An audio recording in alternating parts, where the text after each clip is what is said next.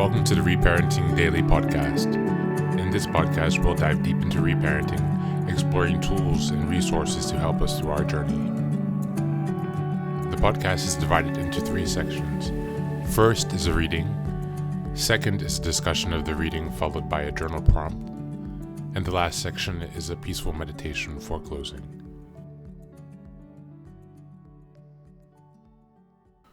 Today's reading is from The Laws of Human Nature by Robert Greene. In this reading, we're reading from section 8. This section is called Change Your Circumstances by Changing Your Attitude. The Law of Self-Sabotage. Each of us has a particular way of looking at the world, of interpreting events and the actions of people around us. This is our attitude, and it determines much of what happens to us in life. If our attitude is essentially fearful, we see the negative in every circumstance. We stop ourselves from taking chances. We blame others for mistakes and fail to learn from them.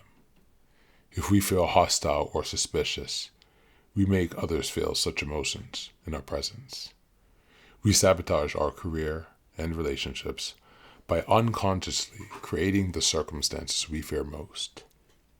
The human attitude, however, is malleable. By making our attitude more positive, open, and tolerant of other people, we can spark a different dynamic. We can learn from adversity, create opportunities out of nothing, and draw people to us. We must explore the limits of our willpower and how far it can take us. The ultimate freedom. As a child, Anton Chekhov, the future celebrated writer, faced each morning with a feeling of dread. Would he be beaten by that day by his father or somehow spared? Without warning, and sometimes without apparent cause, his father Pavel Yevgorich would strike him hard several times with a cane or a whip or the back of a hand.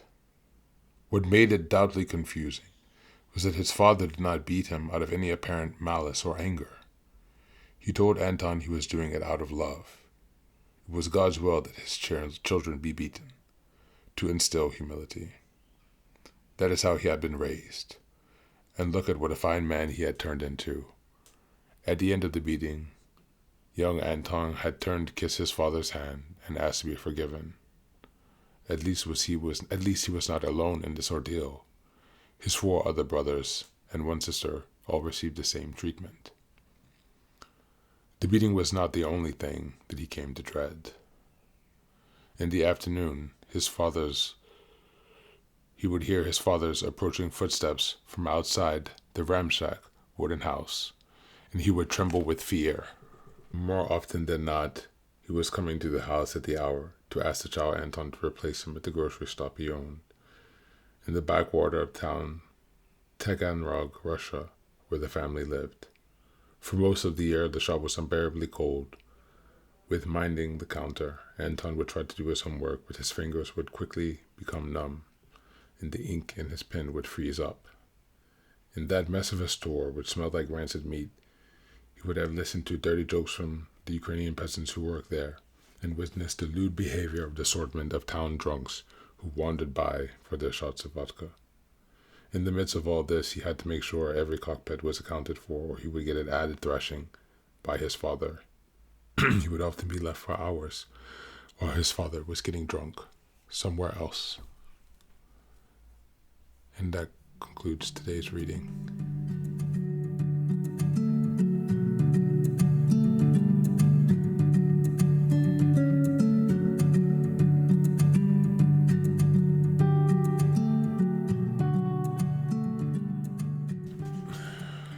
Yes, changing your perspective, changing your frame, maintaining frame over a situation.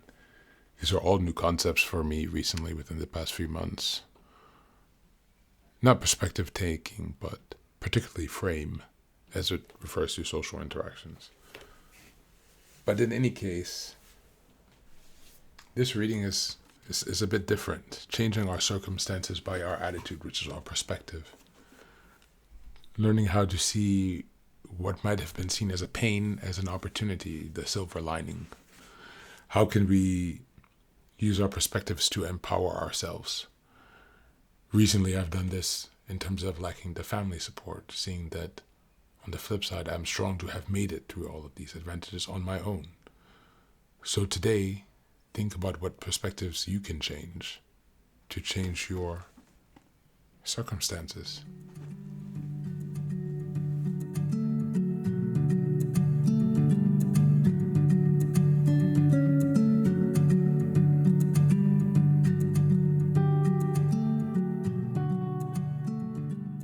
And now, let us move on to the final section, the meditation. This is an unguided meditation. I will simply provide some music and you can take some time to relax. Please feel free to choose a location and a place where you feel safe and where you can be undisturbed for the next 10 minutes. You can choose to be sitting down, standing, as you like, wherever you are most comfortable. Thank you for being here and enjoy the meditation.